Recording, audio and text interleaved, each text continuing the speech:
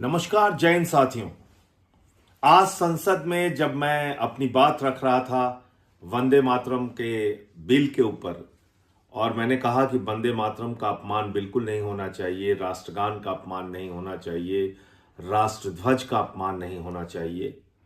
और इस संदर्भ में मैंने ये बताया कि आरएसएस ने 52 साल तक तिरंगा झंडा आरएसएस के मुख्यालय पर क्यों नहीं फहराया। मैंने ये भी बताया कि किस तरह से राष्ट्रीय ध्वज के खिलाफ अभियान चलाती थी आरएसएस। और मैंने कहा कि डॉक्टर हेडगेवार का मैं एक पत्र पढ़ना चाहता हूं। पूरी की पूरी आरएसएस चिल्लाने लगी, बीजेपी चिल्लाने लगी, क्योंकि आप जानते हैं सदन में जो बैठे हुए लोग हैं उसमें ज्यादातर लोग आरएसएस और बीजेपी से जुड़े हैं। इन दोनों संस्थाओं को अलग करके आप नहीं देख सकते। तो क्या था वो पत्र? उनको पता था कि अगर संजय सिंह ये पत्र पढ़ देंगे तो पूरे देश में सच्चाई सामने आ जाएगी, आरएसएस की सच्चाई सामने आ जाएगी, बीजेपी के पुरखों की। वो पत्र क्या था वहां तो नहीं पढ़ने दिया, आपको मैं बताता हूं। ये 21 जनवरी 1930 का एक पत्र है डॉक्टर हेडगेवार का। डॉक्टर हेडगेवार जो आरएसएस और बीजेपी के लिए सबसे सम्मानित व्यक्ति हैं, उनकी पूजा करते हैं ये लोग। और आज मैं हैरान था कि अपने सबसे सम्मानित व्यक्ति की चिट्ठी नहीं पढ़ने दे रहे हैं आरएसएस और बीजेपी के लोग। वो कौन सी कलंकित चिट्ठी है जिसको बीजेपी और आरएसएस के लोगों ने आज मुझे सदन में नहीं पढ़ने दिया। 21 जनवरी 1930, याद रखिएगा, ये 21 जनवरी 1930 की चिट्ठी है जो डॉक्टर हेडगेवार ने अपने स्वयंसेवकों को लिखा था। और यह कहा था कि 26 जनवरी को शाम को 6 बजे आप लोग अपनी अपनी शाखाओं में आरएसएस का झंडा फहराएंगे, तिरंगा झंडा नहीं फहराएंगे। आप जानते हैं आरएसएस की शाखाओं में कभी तिरंगा झंडा नहीं फहराया जाता।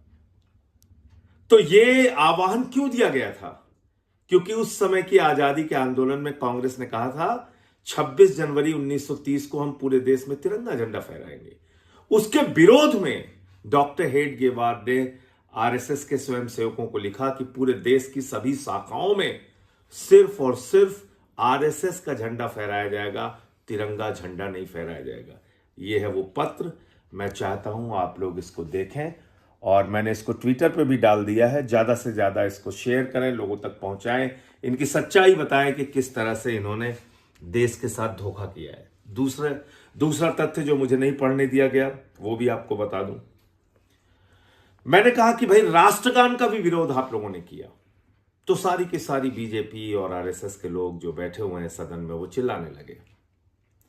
और जब मैंने कहा कि भाई आपने राष्ट्रगान का विरोध किया है, मुझे बोलने दीजिए, नहीं बोलने दिया।